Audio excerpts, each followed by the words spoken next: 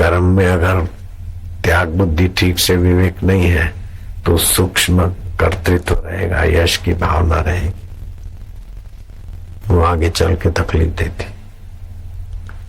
ऐसे ज्ञान में भी विवेक नहीं होगा, सत्संग नहीं होगा, ज्ञान का अनुभव नहीं होगा तो मैं बड़ा विद्वान हूं, मैं जानता हूं, इसमें फंसेगा। तो कौन कहाँ रुका है, नीचे से चले आ रहे हैं और ऊपर पहाड़ी पर जो बैठे हैं उनको पता है कि भाई तुम फलानी घाटी में, फलानी पगडंडी में उलझो अथवा फलानी जगह से तुम यहाँ।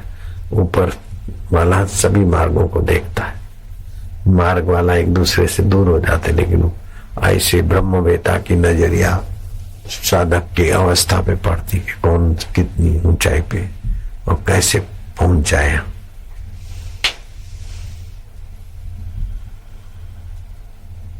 चीज तो वही की वही है साक्षात्कार, लेकिन कोई भी कल्पना में मान्यता में उलझ गया तो कई जन्म लग जाते, और सदगुरु मिले तो कई पचड़ों से पार कर दे। इसलिए बोलते गुरु कृपा ही केवलम शिष्य से परम मंगलम। बोले अब गुरु आजकल मिलते ही नहीं ऐसे गुरु, हम तो हमको जो हम अंधश्रद्धा नहीं रखते, हमको जो सही लगेगा वही करेंगे। तो ये तो महा अंधश्रद्धा है, क्योंकि हमको सही लगेगा मतलब तुम्हारे मन को सही लगेगा या तुम्हारी बुद्धि को सही लगेगा, वही तो करोगे। तो वास्तविक सत्य का तो साक्षात्कार नहीं है, तुम्हारी बुद्धि जो मान लेगी उसी वही सच्चा मानोगे ना, तो ये तो और अंधश्रद्धा। शास्त्र में महापुरुषों में, दुनिया में कोई महापुरुष नहीं है तो तुम महापुरुष कैसे बनोगे? किसी को सत्य का साक्षात्कार नहीं हुआ तो तुम कैसे कर लोगे? अपनी कल्पना से करोगे। बोले भगवान कराएंगे तो भगवान कैसे कराएंगे? ज्ञान दीपेन प्रकाशते, भगवान भी तो सत्संग सुनाएंगे, ज्ञान का दिया दिखाएंगे, फूंक थोड़ी मार देंगे।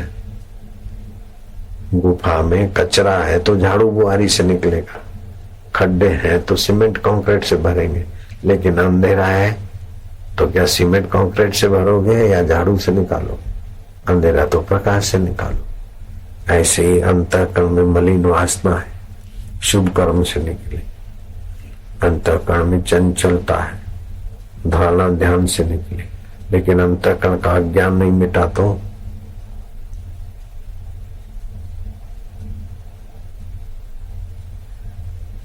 तपेली मांजते ही रहो, नहीं तपेली मांजो, फिर उसमें खीर बनाओ, खीर बनाते ही रहो, नहीं फिर खीर खा के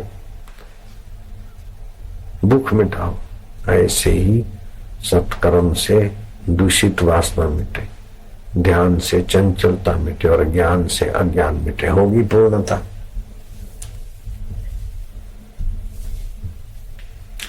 पूर्णता के पास जाना नहीं है, पूर्णता लाना नहीं है, पूर्ण बनना नहीं है, पूर्ण जो है उसको मैं रूप में स्वीकार करना, उससे बुद्धि मन तन सब पवित्र हो जाएंगे। असत को मैं मानते हैं तो कितना भी पवित्र बनो फिर भी गड़बड़ी हो जाती, और सत्य को मैं मानो तो कैसे भी रहो। ब्रह्मज्ञानी सदा निर्लेपा। शबरी भीलन रहीदास राजा जनक आदि का उद्देश्य परमात्मा सुख था, परमात्मा शांति थी। गरीब घर में जन्मी शबर जाति में कुरूप, एक तो भील फिर दूसरी कुरूप जाति शबर जाति, लेकिन ईश्वर में प्रीति वाला नजरिया ने शबरी को महान बना दिया। हेतु रहित जग जुग उपकारी, तुम सम तुम्हारा सेवक असुरारी। स्वार्थ मीत सकल जग माही, सपने हूँ प्रभु परमार्थ नाही।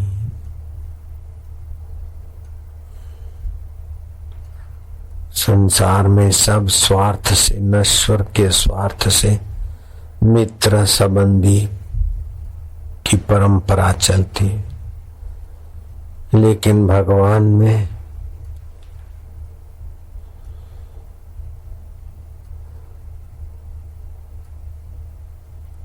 प्रीति रखने वाला निस्वार्थ नारायण में विश्रांति पाने में सफल हो जाता है। राजस्थान में चित्तौड़गढ़ है, चित्तौड़गढ़, वहां भक्त पूरा राम जी रहते थे। आर्थिक आय नपी तुली थी, लेकिन साधुओं की सेवा करने में तत्परता थी। दुकानदार से सीधा ले आए, पैसे देंगे देंगे, सीधा लाते रहे, आखिर दुकानदार चिढ़ गया, पहले के पैसे लाओ, दूसरा सीधा बाद में मिलेगा, दे देंगे दे देंगे। अरे बोले कंगला, ऐसा वैसा सब सुन लेता हूं, कैसे भी अपना साधुओं की सेवा बनी रहे। एक दिन पूरा राम जी चित्तौड़गढ़ के 25 साधु आए। भगत राज तुम्हारा नाम सुन के आए। बोले मेरा नाम तो हाड़ मास के शरीर का है, मेरे प्रभु का नाम ही है, प्रभु के नाम से आए। विराजो मैं अभी लाता हूं सीधा विदा। दुकान वाले के पास गए कि सेठ जी पहले के पैसे तो तुमको दूंगा, लेकिन अभी 25 साधु आए हैं, उनके लिए सीधा सामान दे दो और 25 कंबल खरीदने के पैसे भी दे दो, पास में से दिला दो। दुकानदार ऐसा बिगड़ा कि उसने खून नहीं किया, बाकी सब कुछ कर दिया। हाथ पैर नहीं तोड़े, बाकी सब जो कुछ सुनाना था। पूरा राम जी शांति से एकांत में जाकर बैठे हुए काय करो, हे भगवान साधु भूखे होंगे, सर्दियों के दिन है, कंबल भी साधुओं को देना है, क्या करूं तुम ही बताओ। ऐसे करते करते शांत हो गए। अब कितना झोंका आया, कितना ध्यान लगा, वो नहीं लिखा है, लेकिन आंख खोल के देखते हैं तो घर के तरफ से धुआं धुआं धुआं।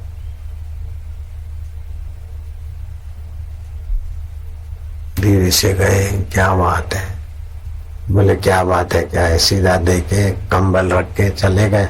फिर अनजान होकर तुम पूछते हो क्या बात है? बोले मेरे को तो दुकानदार ने बहुत खरी खोटी सुनाई, में तो दूर चला गया था, देखा अब क्या होगा साधु। अरे बोले तुम अभी तो सब सामान उतरवा के गए, कंबल भी,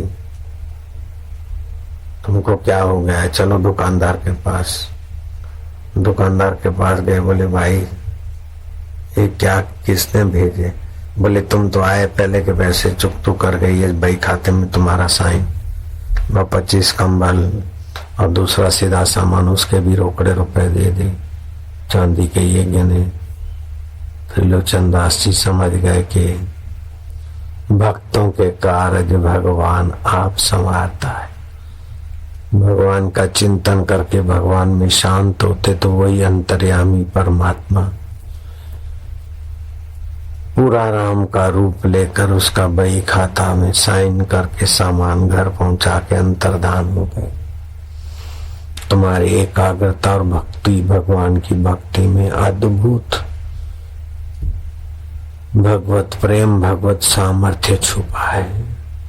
लेकिन इसी एकाग्रता को अगर दुनियावी चीजों में खर्च करते तो उसमें भी सफलता मिलती है, लेकिन वो सफलता भगवान से दूर कर जाए वो किस काम की।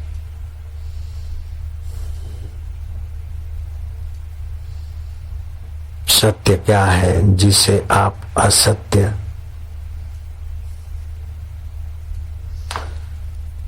है ऐसा नहीं कह सकते, जिसे आप असत्य बना नहीं सकते।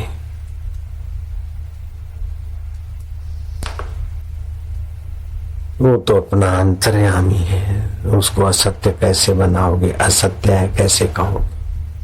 वो ही सत्य है। शरीर असत्य है, पहले नहीं था बाद में नहीं रहेगा, लेकिन वो अंतर्यामी परमात्मा पहले भी था अभी भी है बाद में भी रहेगा। अपना आपा सत्य है, अपना आपा चैतन्य है, अपना आपा आनंद स्वरूप है, जिससे बिछड़ना असंभव है, वो सत्य स्वरूप परमात्मा है। और जिससे मिले रहना असंभव हो वो संसार है। बचपन से मिले रहे, बचपन चली गई। जवानी से मिले रहोगे, चली जाएगी। कल के भोजन से मिले रहोगे, वो चला जाएगा। लेकिन कल के भोजन को जानता है, उसको छोड़ सकोगे? नहीं। आज के भोजन को जानता है, उसको छोड़ सकोगे? नहीं। मन को जानता है, उसको छोड़ सकोगे? नहीं। बुद्धि को जानता है, उसको छोड़ सकते हो? नहीं। दुख और सुख को जानता है, उस परमेश्वर आत्मा को छोड़ सकते हो? बोले नहीं। जिसको छोड़ नहीं सकते उसमें मेरे हैं, वही है, वही हूं करके शांत होने का अभ्यास करो। बहुत शीघ्र सफलता होगी, शीघ्र ईश्वर प्राप्ति होगी। एक तो एकाग्रता का धन बढ़ाओ, लंबा श्वास लेकर ओमकार का उच्चारण करो, एक टक देखो। उस एकाग्रता के धन को संसारी सुविधाओं में या संसार में बहाओ मत। एकाग्रता के साथ साथ अनासक्ति और भगवत प्रीति, भगवत सुख, भगवत प्रसाद जामति, बहुत ऊंचा लाभ होगा। आत्मलाभान परम लाभम न विद्यते। उस आत्मा परमात्मा लाभ से बढ़कर कोई परम लाभ नहीं। आत्म सुखात परम सुखम न विद्यते। आत्म सुख से बड़ा कोई परम सुख नहीं। आत्मज्ञानात परम ज्ञानम न विद्यते। आत्मज्ञान से बढ़कर कोई ज्ञान नहीं है। उसके तरफ एकाग्रता का उपयोग करो तो आपका शीघ्र कल्याण होगा, मंगल होगा। अगर आत्मज्ञान के तरफ आपने थोड़ी भी यात्रा की तो ज्ञानियों के गुण आपके अंदर प्रकट होने लगेंगे। जिसको ज्ञान हुआ है, साक्षात्कार हुआ है, उसके लिए शास्त्र में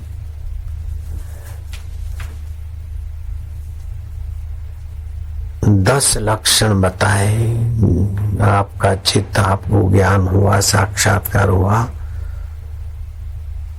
तो 10 प्रकार की विशेषताएं आपके जीवन में अपने आप उभरे। उस 10 प्रकार के सद्गुणों से आप संपन्न होंगे और फिर आपको ये नहीं लगेगा कि गुण मुझ में है, मैं गुणवान हूं अथवा मैं ज्ञानी हूं। नहीं नहीं।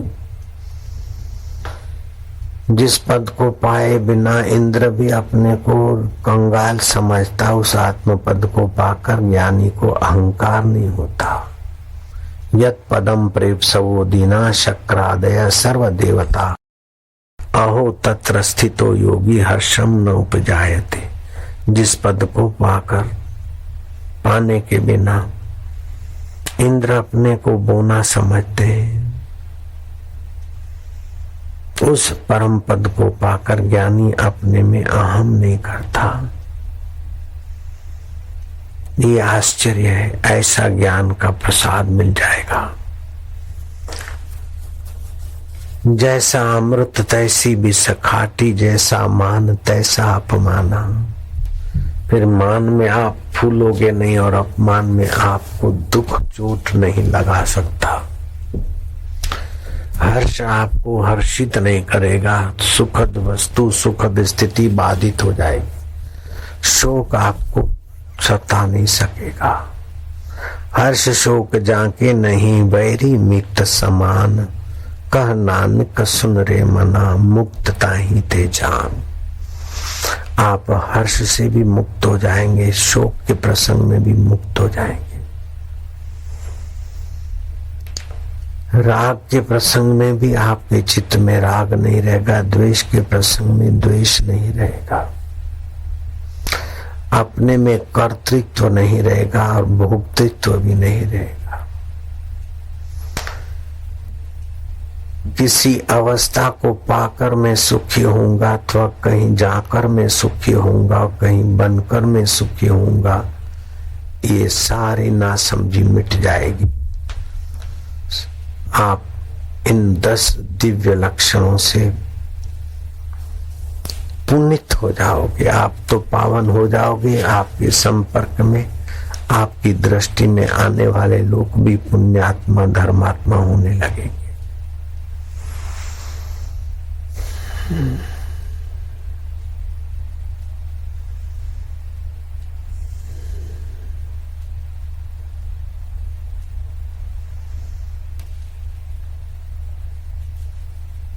मनुष्य शरीर का फल यही है कि आप परमात्मा स्वभाव की प्राप्ति कर लें।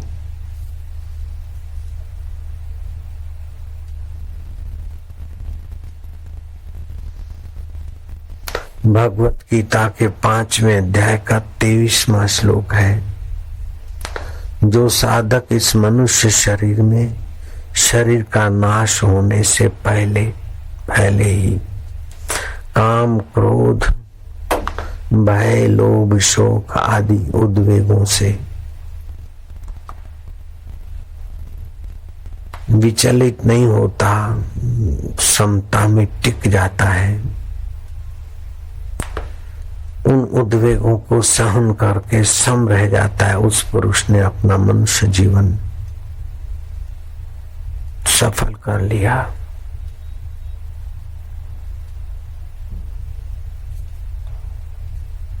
शक्नोति यह सोढ़ुम प्राक शरीर विमोक्षणात् काम क्रोधोद्भव वेग संयुक्त सुखी नर।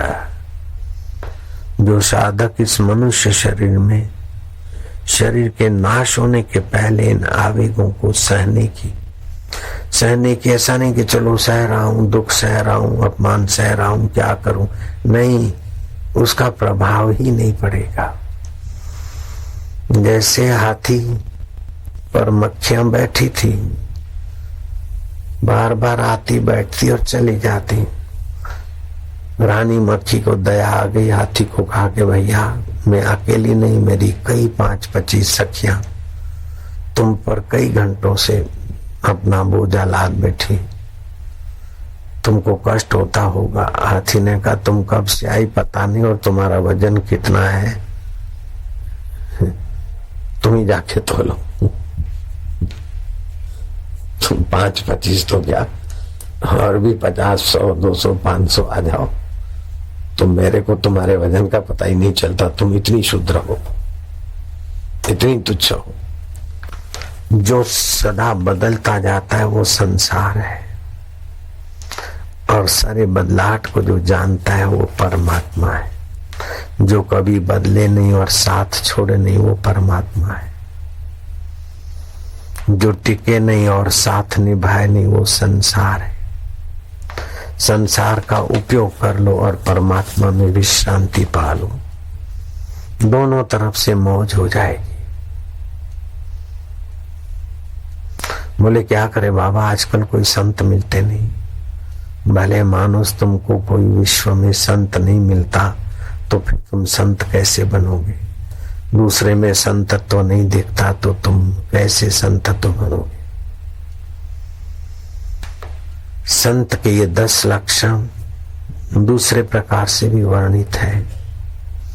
अक्रोध, वैराग्य, जितेंद्रियस्य, क्षमा, दया, सर्वजन प्रियस्य, निर्लोभ, मदा, भय शोक रहिताः, ज्ञानस्य एतत् दक्ष लक्षणानि।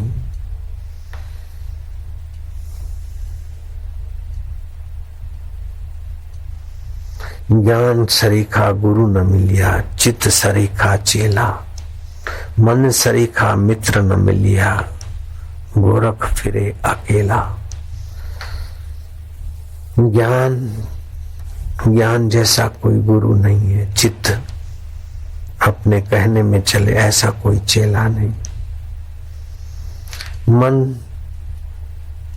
विकारों से बचे ऐसा मन जैसा कोई मित्र नहीं। गोरखनाथ ने कहा ज्ञान सरीखा गुरु न मिलिया, चित्त सरीखा चेला, मन सरीखा मित्र न मिलिया, गोरख फिरे अकेला। ये 10 लक्षण ज्ञान के आ जाए बस। अक्रोध, क्रोध तो आएगा, लेकिन उस समय देखो कि क्रोध आया है, उसके पहले भी मैं था और क्रोध आके चला जाएगा, उसके बाद भी मैं रहूंगा। तो क्रोध तुम पर हावी ना हो। थोड़ा क्रोध के समय आप अपनी मौजूदगी की स्मृति करो। क्रोध में, आवेश में जो गलतियां करने से आगे चल के मुसीबत होती है, उससे बच जाओगे और धीरे धीरे अक्रोध की ऊंचाई पर पहुंचने में सफल हो जाओगे। किसी भी चीज वस्तु को ईश्वर से बढ़कर मूल्य न दो, विवेक जगाओ, तो आपका वैराग्य का धन जागृत होगा। जितेंद्रियस्य, नाक कहता है कि सुगंध बढ़िया हो, जीभ कहती है कि जरा चटोरापन बढ़िया हो, कान कहते हैं जरा ताकड़ धीना दिन। उनको रोककर, हे निगुरे तुम मुझे भगाओ मत, भटकाओ मत। ओम शांति, ओम आनंद, अपने आत्म सुख की स्मृति में गोता मारो, आप जितेंद्रिय होने लगेंगे। क्षमा, कभी पत्नी से गलती हुई, पति से हुई, पड़ोसी से हुई, अपनी जीभ दांतों तले आ जाती तो क्या करते। क्षमा तो व्यवहार में जख मार के करनी पड़ती, नहीं तो गृहस्थी का घड़ा नहीं चलता। लेकिन क्षमा करना एक बात है, मजबूरी से घूंट पीकर सुख अंदर घुटते रहना दूसरी बात है। सर्वजन प्रियस्य, सभी जनों में अपने प्रिय को देखो। ऐहिक ज्ञान और उसमें सुधार वधार बोलते विज्ञान, लेकिन आत्मा के ज्ञान की अनुभूति को कहते हैं विज्ञान। ज्ञान विज्ञान तृप्त आत्मा कूटस्थो विजितेन्द्रियः युक्ता इति उच्यते योगी समलोष्टा सम कांचना, गीता कहती है। लोहा और सोना दोनों ही पांच भूत के हैं, तुम पांच भूतों के अधिष्ठान सतचित आनंद हो। पांच भूतों में कितने भी आविष्कार हो, तुम्हारे शरीर को सुविधा दे सकते, मन को विक्षिप्त कर सकते, चंचल कर सकते, लेकिन ज्ञान विज्ञान, तत्व ज्ञान और तत्व ज्ञान में विश्रांति विज्ञान को तुम उपलब्ध हो जाओगे तो तुम्हारे सारे कर्म अकर्म हो जाएंगे। जो कुछ तुम कर्म करते हो ईश्वर की प्रीति के लिए, समाज के हित के लिए, न अहम पोषने के लिए, न कर्तृत्व अभिमान बढ़ाने के लिए, न फल लिप्सा के लिए, न कर्म आसक्ति के लिए कर्म करो। कर्म तो करो, लेकिन कर्म में करने की शक्ति, मानने की शक्ति, जानने की शक्ति जहाँ से आती है, अर्थात क्रिया शक्ति, विवेक शक्ति और भाव शक्ति, इनका सदुपयोग करने से आप सत स्वरूप परमात्मा में प्रतिष्ठित हो जाओगे। जो सत स्वरूप आद सत था, जुगों से सत था, अब भी सत है, बाद में भी सत रहेगा। बचपन सत होता तो सदा रहता, दुख सत होता तो सदा रहता, सुख सत होता तो सदा रहता। ये नहीं रहते, लेकिन उसको जानने वाला तुम्हारा आत्मा अभी भी है, जो बचपन के दुख सुख को जानता है। बचपन के कपड़े हैं चाहे नहीं है, लेकिन बचपन के ऐसे कपड़े थे, उसको जानने वाला सत स्वभाव, चेतन स्वभाव, आनंद स्वभाव अभी भी है। जो सत है वही चेतन है, वही आनंद स्वरूप है। ज्ञान से ही सुख का संबंध है। जड़ता को क्या पता, हाथ कितना भी छू ले, लेकिन कोमलता का ज्ञान नहीं होगा तो स्पर्श सुख नहीं मिलेगा। जीभ का स्वाद का ज्ञान नहीं होगा तो नहीं आएगा सुख। तो जहां जहां सुख का एहसास होता है वो सच्चिदानंद परमात्मा की सत्ता है। वो सत्ता नित्य है, इंद्रियां शिथिल हो जाती है। संत तुलसीदास जी ने लंबी आयु भोगी थी, 128 वर्ष के वे महापुरुष हुए। तो समय की धारा में इंद्रियां थोड़ी शिथिल हो जाती है, सुनना, बोलना, देखना थोड़ा शिथिल हो गया। शिष्यों ने प्रार्थना की कि गुरुदेव आप आज्ञा करो, अच्छे से अच्छे वैद्य आपकी सेवा में आने को उत्सुक हैं। आपकी देखने, सुनने, सूंघने की शक्ति जो 127-26 वर्ष की उम्र होने से थोड़ी शिथिल हो गई, उसको जरा ठीक ठाक करवा ले। तुलसीदास ने ये जवाब दिया, सारे दुनिया के लोगों के लिए मानो एक आदर्श स्थापित कर दिया। तुलसीदास ने कहा, श्रवण घटाऊं पुनि दृग घटाऊं सकल बल देह, इससे घटी ही न कछु, घटे न हरि सोनेह। मुझे ऐसा वैद्य ला दो जैसा मैं चाहता हूं। श्रवण घटत पुनि दृग घटत, सुनने की शक्ति घटी, देखने की नेत्रों की ज्योति घटी, और सारे शरीर की बल योग्यता चलने फिरने की घटी। इनके घटने से कुछ नहीं घटा, लेकिन हरि में नेह ना घटे, हरि में नेह बढ़ाने वाला कोई वैद्य लाओ तो मैं उसकी औषधि लूंगा। बाकी कितना भी देख लिया तो क्या जख मारे, कितना भी चख लिया भोग लिया, आखिर शमशान में जाने वाले की काया की क्या परवाह करे। आज ऐसा वहम घुस गया कि मेरी जरा तबीयत ठीक हो जाए। दुखों का अंत होगा करने की, मानने की, जानने का विवेक आदि जहां से आती है शक्ति, उस शक्ति स्वरूप ईश्वर में अपने मैं को मिला दो। जैसे तरंग कितना भी स्वस्थ हो जाए, बड़ा हो जाए, चतुर हो जाए, व्यापक हो जाए, कितना बड़ा हो जाए, फिर भी सागर के आगे तो शुद्र ही है। लेकिन तरंग अपना तरंग भाव छोड़कर अपने को पानी स्वीकार करे तो वो अभी सागर है। ऐसे हम अपने वास्तविक ईश्वर को अपना, अपने को ईश्वर का माने तो अभी वो नित्य मुक्त शुद्ध बुद्ध है। आदि सत जुगात सत्य है भी सत्य, नानक कहो से भी सत्य। 128 वर्ष तुलसीदास जी ने निकाले, लेकिन मेरी एक मित्र योगिनी बाई थी, उसकी उम्र थी 138 वर्ष। अभी उसने शरीर छोड़ा। उसने बद्रीनाथ में 35-40 वर्ष बिताए, 12 मास वहां रहती थी। उसका नाम योग माया, मिलिट्री रिकॉर्ड पर उसका नाम होगा।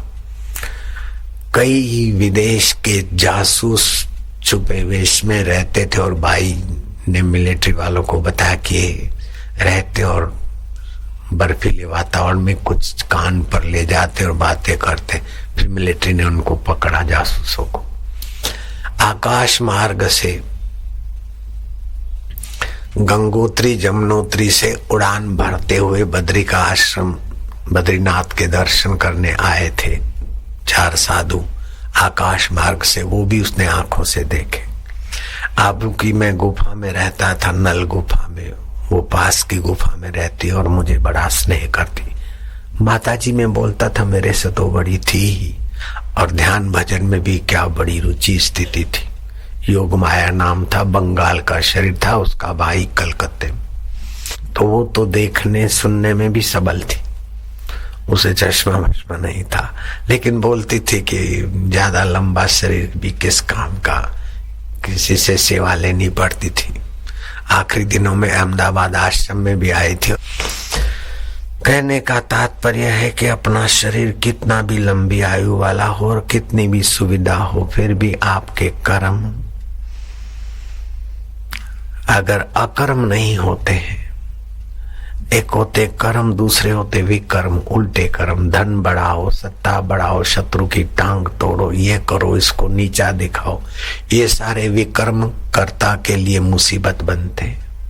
कर्म कर्ता को उचित प्लेटफॉर्म पर रखते हैं। कर्म में भी नित्य कर्म होते हैं, जैसे स्नान करना, संध्या करना, बड़ों का सत्कार करना, भूखे प्यासे को कुछ देना, हारे को हिम्मत देना, ये सारे कर्म है, मानवीय संबंधी कर्म। प्रायश्चित कर्म, गलती हो गई तो भगवान के नाम लेकर आंसू बहाते हुए दोबारा न करने का संकल्प करना, ये प्रायश्चित कर्म। ये सब कर्म विभाग में आता है। नित्य कर्म में सूर्य ग्रहण है, चंद्र ग्रहण है, अक्षय तृतीया है, अक्षय तृतीया आएगी। अक्षय तृतीया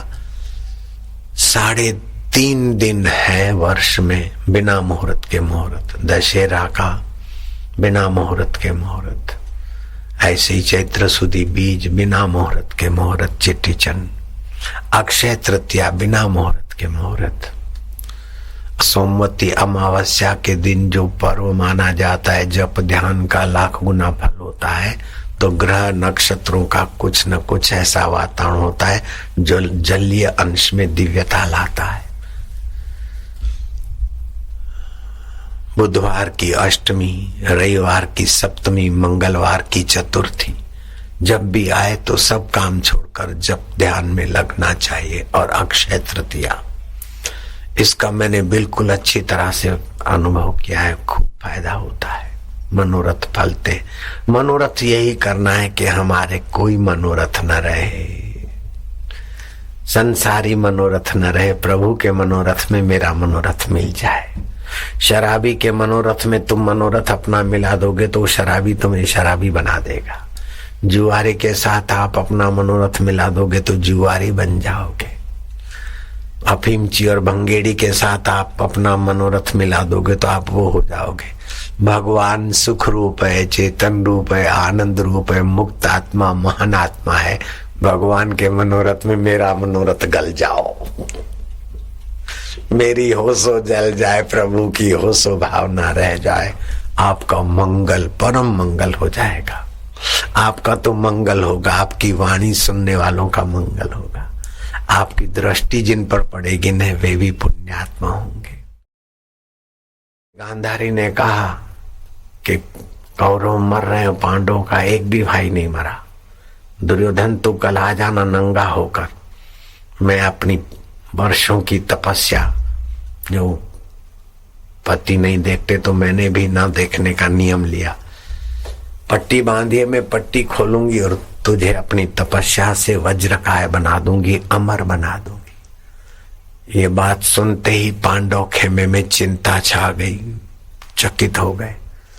श्री कृष्ण का सुमरण किया, कृष्ण बंसी बजाते मुस्काते आए, कहा कि आपने सुना है? बोले हाँ सुना है। क्या इसमें? वो पट्टी खोलने वाली है गांधारी और ये नग्न होकर जाएगा, उसकी दृष्टि पड़ती सारी काया उसकी वज्र काय हो जाएगी, अमर बन जाएगा। कृष्ण ने कहा पागल हुए हो, वो नंगा होना जानता ही नहीं है। आप कहोगे नंगा होने में क्या है, ये लो वस्त्र उतार के फेंक दिए, हो गए नंगे। अरे कपड़ों से नंगा होना ये तो निर्लज लोग कर लेते हैं। आपके शरीर पर 5 कवर है, अन्नमय शरीर है, इसके अंदर प्राणमय शरीर है, इसके अंदर मनोमय शरीर है। मनोमय शरीर सो गया तो आपके मुंह में मिठाई डालो स्वाद नहीं आएगा, आंख की पलकें उखाड़ो सामने कोई नहीं दिखेगा।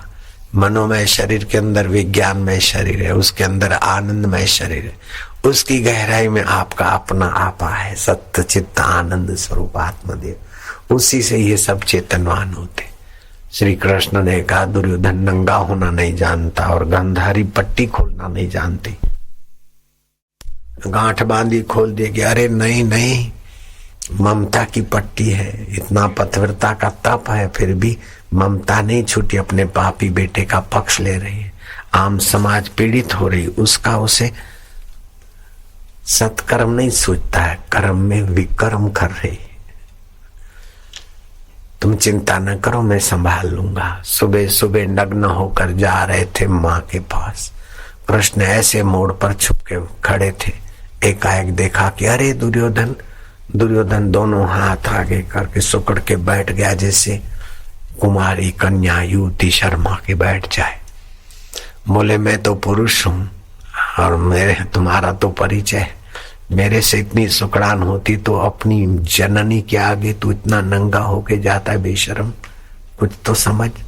वज्रकाय होना है तो भले हो, लेकिन कम से कम ये ले कपड़ा, अपनी कमर को तो कपड़ा ओढ़ ले। उसने कहा ठीक कहते हो माधव। प्रेरणा देने वाला भी वही है, बुद्धि हरने वाला और भरने वाला वही बैठा है। कमर पे कपड़ा बांध के गया, पट्टी खोली, सारा शरीर बेटा वज्रकाय है, लेकिन खाली अपनी कटी को संभालना, कृष्ण जाकर कह दिया भीम को कि वो कटी पर गदा का शिकार, उसकी माँ ने मरने का कीमिया बता दिया, मास्टर की बता दी। ऐसे ही जो गोपाल कवि है उसको राजा दंड देता है, गुरु मना करता है, गोपाल दंड नहीं चाहता, फिर भी राजा के अंतःकरण में कौन वो बैठा है कि कठोरता। जिस कवि ने राजा को रिझाकर वश कर रखा था वही राजा कवि का सिर कटवाता है। कौन है प्रेरक राजा का? अपने कर्म को अकर्म बनाओ। मैं कर्तृत्व अहंकार से नहीं, फल की लिप्सा से नहीं, भगवान की प्रीति के लिए कर्म करो। तुलसी तो आपके जीवन में प्रेम स्वरूप परमात्मा का प्रागट्य होगा। रोज ध्यान योग शिविर में कईयों की कुंडलनी जागृत होती है, कईयों की अलौकिक सत्ता के साथ एकतांता होती है। नारायण नारायण नारायण नारायण नारायण। तो एक हंसी की बात है, ऐसे कोई साधु बाबा को किसी ने पूछा कि महाराज उड़िया बाबा का नाम बड़ा मशहूर हो रहा है, बड़े बड़े संत भी उनके, आपकी उनसे कभी भेंट हुई है? तो उस बेचारे ने अपना यश बढ़ाने के लिए बंडल हाँका कि हाँ, इस धरती पे तो नहीं हुई, लेकिन हम जब उड़िया बाबा मतलब उड़ने वाले, वास्तव में वो उड़ीसा के थे इसलिए उनका नाम उड़िया बाबा पड़ा। लेकिन एक कथाकार ने कहा कि वो आकाश में उड़कर जा रहे थे, मैं भी कहीं जा रहे थे, वहां से भेंट हुई। ऐसे आकाश में कभी कभी भेंट हो जाती। तो श्रोताओं की बुद्धि पर अपने अहंकार की विकर्म की गंदी पट्टी बांधी। ये तेरी कथा भी नहीं है, सत्संग भी नहीं है, सत्कर्म भी नहीं है, सामान्य कर्म भी नहीं है, ये विकर्म है। अपने व्यवहार से कोई ठगा जाए और शास्त्रीय बात पर धब्बा लगे, ये कथा विकर्म हो जाती है। उड़िया बाबा का भक्त था और उसने पूछा कि महाराज जी, उड़िया बाबा का नाम तो आप जानते होंगे, आपकी भेंट हुई है? बोले धरती पे भेंट नहीं हुई है। हरामी क्या बोलता है। आकाश मार्ग से वो कहीं जा रहे थे और हम सामने से आ रहे, वार्तालाप होता रहता है। आकाश मार्ग में कभी कभी मिलते रहते। वो समझा उड़िया बाबा मतलब उड़ने वाला बाबा है, तो मैं भी उड़ने वाला हूँ, मैं भी कोई कम नहीं हूँ। अरे हरामी, तो अपना पेट भरने के लिए कथा करे कोई हरकत नहीं, लेकिन उड़िया बाबा के साथ उड़ने के बंडल हाँक कर योग विद्या का मखोल मत उड़ा। तो जो लोग सत्संग के बहाने अपनी कुछ की कुछ, मैं फलाने सिद्ध पुरुष के साथ बातचीत हुई, ये हुआ वो हुआ, उस सिद्ध पुरुष का नाम क्या था? अरे बोले वो तो सिद्ध है, नाम क्या करना है, सिद्धों से नाम थोड़ी पूछा जाता। ऐसी सी बातें बनाना तो ये कर्म भी विकर्म हो जाता है।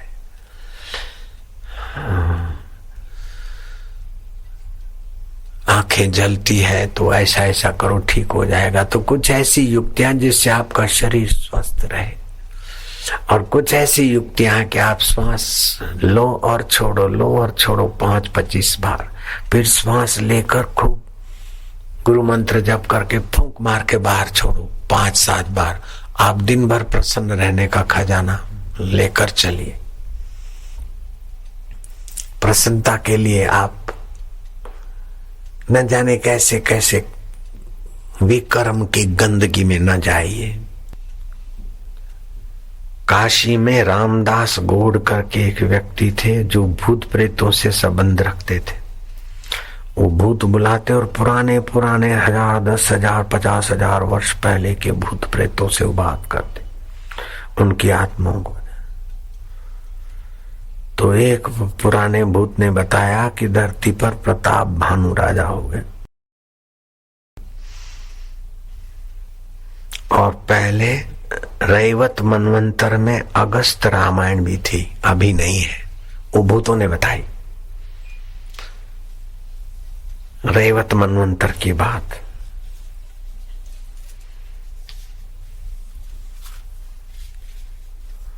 उसमें 24,000 श्लोक थे और मंजूल रामायण थी सर्वोचित मनवंतर में। और तुलसीदास जी की रामायण तो अभी आई, तो किस किस काल में क्या क्या ग्रंथ बने थे उसको जानने वाले व्यक्ति बुद्धिमान तो थे, लेकिन विक्रम के कारण प्रेतों के भटक रहे हैं। और काशी का रामदास गौड़ मंत्र विधि करता है तो खिंच के आ जाते। पराधीनता है ना विक्रम वालों की, दुर्दशा है। इसलिए इस कथा का तात्पर्य है कि आप अपने कर्मों को या तो अकर्म बनाइए, फल इच्छा छोड़िए, कर्तृत्व अहंकार छोड़िए, और भगवान की प्रीति के लिए कर्म को अकर्म बना दीजिए। निष्कर्म सिद्धि के धनी बन जाइए।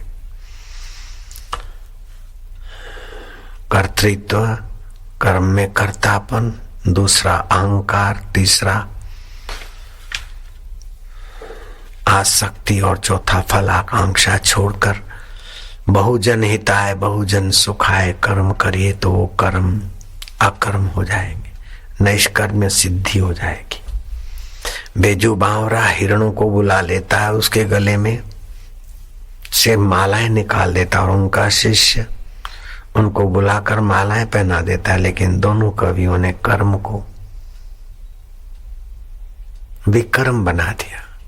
वो अहंकार पोषने के लिए कईयों के सिर कटवा रहा है, और वो बेजू नाम था, किसी गायिका के चक्कर में आकर बावरा कहलाया। आत्म सुख से वंचित व्यक्ति कहां फिसल जाए। रावण जैसा इतना तपस्वी शिव जी का भक्त, लेकिन कर्म को निष्कर्म्य न बनाने के कारण कर्म उसके विकर्म हुए तो हार कर चला गया। लेकिन शबरी भीलन ने मतंग ऋषि की शरण ऐसी ली कि मतंग के ज्ञान को शबरी का ज्ञान हो गया। मतंग की विश्रांति शबरी की विश्रांति हो गई। मतंग की नजरिया शबरी की नजरिया हो गई। मतंग ऋषि सारे विश्व को ब्रह्म रूप देखते, राम रूप देखते हैं, सब उस चैतन्य की लीला जानते हैं, तो वो भी जानते। निर्गुण निराकार बोले, भगवान को निर्गुण निराकार माने कि सगुण साकार माने। अरे माँ कपड़े पहने हुए बच्चे को प्यार करेगी कि नंगे बच्चे को प्यार करेगी? बच्चा तो बच्चा है, पहन के आया तो भी माँ का है, नहीं पहना तो। सगुण है तो भी हमारा है, निर्गुण है तो भी हमारा है। सगुण नहीं अगुण नहीं कछु भेदा, बारी बीचई मंगा वही वेदा। सगुण सो अगुण अरूप सो कैसे, जलते बिलग तरंग नहीं जैसे। जैसे पानी से तरंग अलग नहीं, ऐसे निर्गुण से सगुण अलग नहीं, सगुण से निर्गुण अलग नहीं। लड़ाई झगड़े तो छिछरी छिछरी मति के लोगों को है। जिसने कर्म में अकर्म देखा है वो सब हाल ठीक है, आनंद है, शांति। राग रगिनियों में भी बड़ा अपना प्रभाव है। जैसे पत्थर पिघल जाते हैं तो दिल पिघलना क्या बड़ी बात है। कीर्तन में, शास्त्रीय संगीत में बड़ी शक्ति है। गान हृदय की प्रिय भावनाओं को प्रकट करता है। उसमें संयोग की बात भी होती है, वियोग भी होता है, ललित भावना भी होती है, वीर रस भी होता है, हास्य रस भी होता है, त्याग वैराग्य के भाव भी होते हैं। इस प्रकार गान में बहुत कुछ आ जाता है। लेकिन वो गान अगर मजा लेने का ही है और वे गान में युवक युवती के तरफ नजर गई तो विकर्म हो गया। गान में जिससे गाया जाता उसके तरफ गई तो वो सुकर्म हो गया, और विश्रांति में आ गया तो निष्कर्म्य हो गया। गान तो वही का वही। ओम श्री परमात्मने नमः। श्री परमात्मने नमः। ओंकार मंत्रः गायत्री छन्दः परमात्मा ऋषिः अंतर्यामी देवता अंतर्यामी प्रीति अर्थे जपे विनियोग। ओम ओम ओम।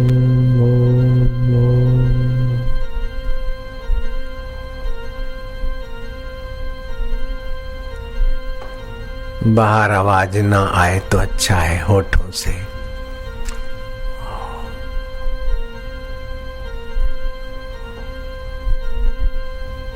फिर कंठ से,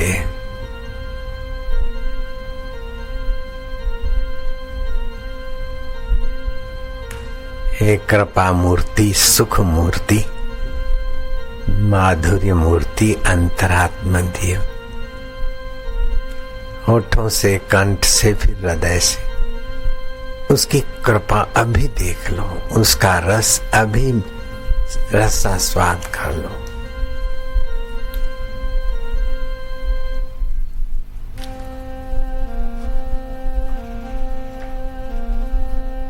मंगलानाम मंगलम, सारे मंगलों का मंगल हरि नाम। ओम ओम ओम ओम। होठों से, कंठ से, हृदय से जपते जाओ और हृदयेश्वर की प्रीति में पावन होते जाओगे।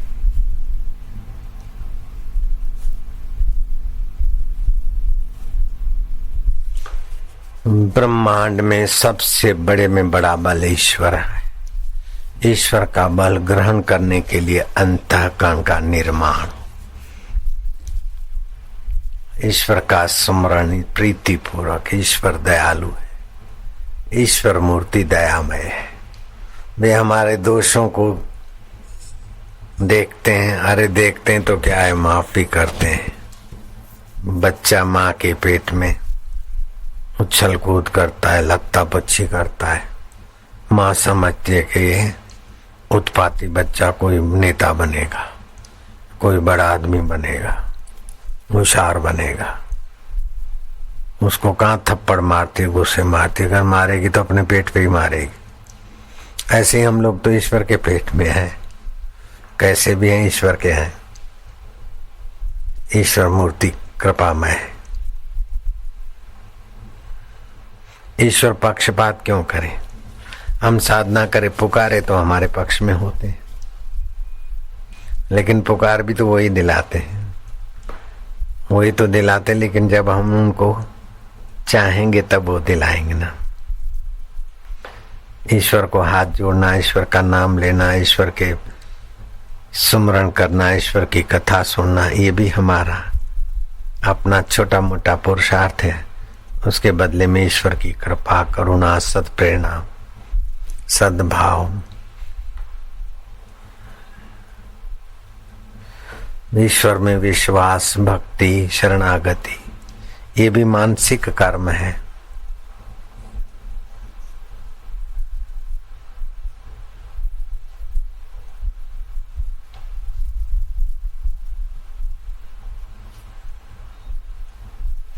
जीवन में सबसे बड़ा भल है अंतर्यामी परमात्मा का, जो शरीर मरने के बाद भी अंतर्यामी का साथ सानिध्य नहीं मरता।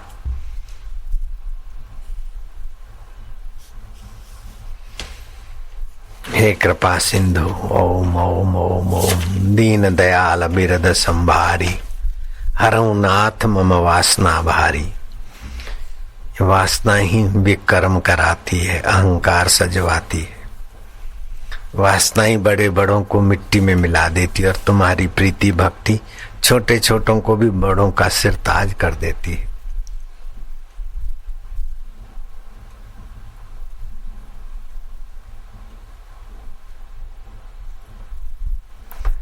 अपनी प्रीति को पैसों में रखोगे तो लोभ के शैतान के हाथ चले जाओगे। अपनी प्रीति को धन में रखोगे तो लोभ के शैतान के खिलौने बन जाओगे। अपनी प्रीति अहम में रखोगे तो रावण की नाई करा कराए चौपट हो जाएगा। अपनी प्रीति भगवान में और भगवान की कथा में रखोगे तो भक्ति बनेगी और प्रीति भगवान की बढ़ेगी। अगर भगवान के नाम में, भगवान में, भक्ति में, कथा में प्रीति नहीं होगी तो देह के प्रति प्रीति होगी, वस्तुओं के प्रति प्रीति होगी। लौकिक प्रीति लौकिक चक्करों में पिस डालती है, लेकिन परमात्मा प्रीति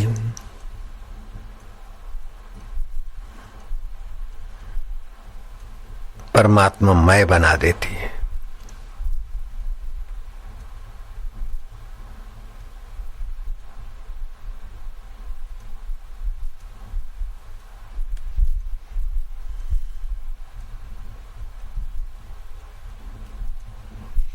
भगवान की प्रीति क्रिया को सेवा बना देती है। भगवान की प्रीति भोजन को प्रसाद बना देती। भगवान की प्रीति नजर को हरिमय बना देती।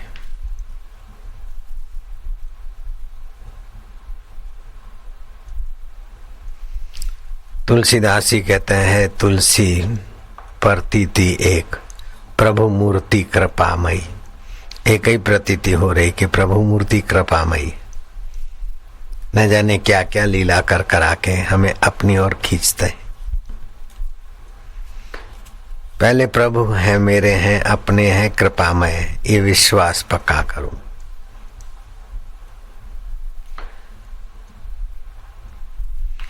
अब मैं अपराधी हूं या अपराध माफ होंगे कि नहीं होंगे, इस संशय को निकाल दो।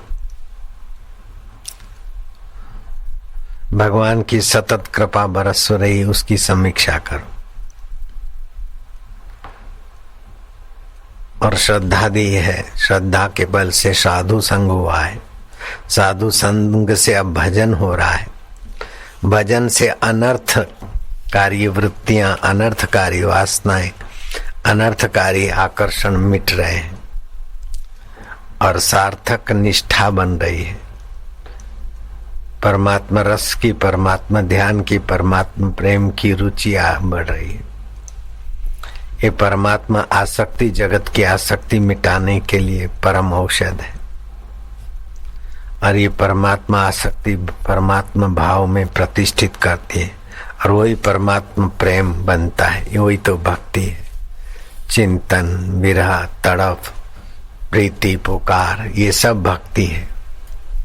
भगवत भाव, भाव वही भक्ति। रसनम लक्षणम भजनम, भगवत रस आने लगे, समझो हमारा भजन हो रहा है। भगवान हमसे अपना भजन करा के हम में एकाकार, हम उनमें एकाकार, वो हमसे एकाकार हो रहे हैं। और तत्व ज्ञान हो जाए तो भगवान का वास्तविक स्वरूप और हमारा, जैसे सागर का मूल स्वरूप पानी और तरंग का मूल स्वरूप पानी, ऐसे ही द्वैत बाधित होकर अद्वैत निष्ठा हो जाती है। फिर भी द्वैत भाव से, विशिष्ट अद्वैत भाव से नित्य नवीन रस का पान करते। जैसे दो दियों का एक ही प्रकाश हो जाता है, ऐसे ईश्वर की प्रीति और भक्त की प्रीति एक ही प्रेम स्वरूप ब्रह्म सुख प्रकट कर देता है। दो सरोवर की पाड़ टूट जाए तो एक ही पानी। ऐसे ही मेरा अहम और प्रभु का, प्रभु अपने में विशेषता नहीं मानते, जीव अपने में तुच्छता नहीं मानते, दोनों एकमेव द्वितीय हो जाते। फिर भी द्वैत का स्वीकार करके प्रेम रस, भक्ति रस का आस्वादन करते रहते। मैं भक्तन को दास, भक्त मेरे मुकुटमणि। भक्त बोलता है मैं प्रभु को दास, प्रभु बोलते मैं भक्त को दास। क्योंकि तत्ववेता बोलते हैं भक्त नहीं प्रभु बनाया है, और प्रभु कहते हैं प्रभु ने भक्त ने प्रभु बनाया, और भक्त कहता है प्रभु ने भक्त को बनाया। भक्त कहता है भगवान ने हमें बनाया, और भगवान कहते हैं भक्त ने हमको भगवान बनाया। क्योंकि एक ही भक्त का चैतन्य भगवान की भावना से भगवान बनाता। विलक्षण लीला है। ओम ओम आनंद आनंद, ओम ओम परमात्मने नमः, ओम ओम मधुमय, ओम ओम सुखमय। लोग बहुत घाटे की बात करते, मैं कौन सी तपस्या करूं, मैं कौन सी साधना करूं, अरे अपने में कोई प्रभु के प्रेम की बाढ़ में बह जाने दोगे। तपस्या के बल से भगवान खरीदा जाएगा, साधना के बल से। बस भजताम प्रीति पूर्वक, भगवान को अपना मानकर उसका स्मरण करके प्रेम रस पियो। ये करूं वो करूं, इधर जाऊं उधर जाऊं, ये सब झंझट लंबे चौड़े, जिनको लंबी कसरत करनी हो, मजूरी करनी हो, वो करे। हमें न मजूरी करनी है, न आलस्य करना है, न कर्तृत्व करना है, न पलायनवादी होना है। हम तो उस प्रेम अमृत के है, उसकी स्मृति करते, बाकी का वो संभाले। बच्चा माँ माँ माँ माँ करे, बाकी का माँ सब संभालती। ऐसे ही हम ओम ओम ओम करे, बाकी का वो सब संभाले। सीधा साधा, होठों से जपते जाओ, कंठ से जपते जाओ, हृदय से जपते जाओ, अपने आप बाकी का वो काम कर ले। आप खाली जहाज में बैठ जाओ, ट्रेन में बैठ जाओ, बाकी का सब गाड़ी अपने आप यात्रा करती रहेगी। प्रभु मूर्ति कृपामयी आनंद माधुर्य ओम ओम, परमात्मने ओम ओम, आनंद देवा ओम ओम, माधुर्य देवा ओम ओम। ऐसा ना सोचो कि भगवान कुछ दे दे कुछ आ जाए, नहीं, बस प्रीति जगाओ। भगवान प्रेम के भूखे, और प्रेम तुम कर सकते हो। तुम प्रेम करोगे तो भगवान की क्या ताकत है कि छुपे रह जाए, और तुम्हारी क्या ताकत है कि और किसी अहंकार विशेषता को पकड़ो। उमा राम स्वभाव जेहि जाना, ताहि भजन तजी भावना ना। भगवान प्रेम स्वरूप, उसका स्वभाव जानोगे तो प्रेम रस में सारे दोष दुर्गुण आकर्षण विकर्षण सब चट होते जाएंगे।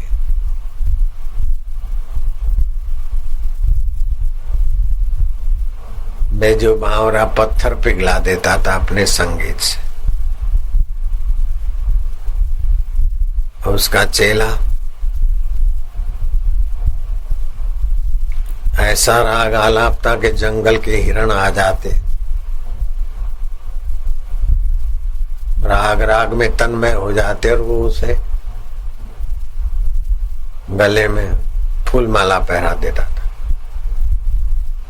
फूल माला अथवा जो घोड़ों को पहराते न मालाएं, ऐसी माला पहरा देते।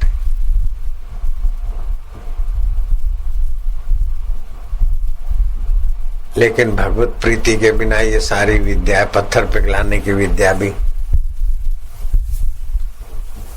लोकानुरंजन के लिए हो गई, अहम प्रदर्शन के लिए हो गई। अहम विसर्जन ओम ओम ओम। भक्त के जीवन में अहम का स्थान नहीं है, और तो भगवान के तरफ से सामर्थ्य और सिद्धियां आती। योगी अहम भगवान में शांत करते तो योग शक्ति से सामर्थ्य आता है। कर्मी अपने अहम को घिस घिस के कुछ सिद्धांत के अनुसार कष्ट सह के सिद्धियां पाते, तब से भी शक्तियां सिद्धियां आती है। योग से भी शक्तियां सिद्धियां आती। भक्त के जीवन में भगवत प्रेम से ही शक्तियां सिद्धियां आती।